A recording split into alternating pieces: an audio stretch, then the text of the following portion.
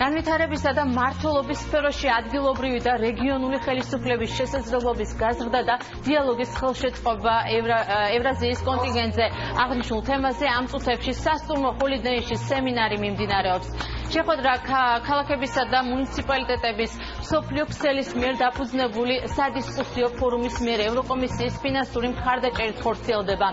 სემინარში მონაწილეობას იღებენ ადგილობრივი ხელისუფლების წარმომადგენლები საქართველოდან და მსოფლიოს სხვადასხვა ქვეყნებიდან. ადგილობრივი თვითმმართველობა, როგორც ისეთ არის დემოკრატიის საფუძველი და საქართველოს გარკვეული მიღწევები გააკეთა ამ მიმართულებით, როგორც აღმოსავლეთ პარტნიორობის ქვეყნების მუშაობის ფარგლებში, ასე საერთოდ ევროკომისიის მუშაობის ფარგლებში და დღეს ჩვენ გამოცდილებას ვიზიარებთ ერთმანეთს.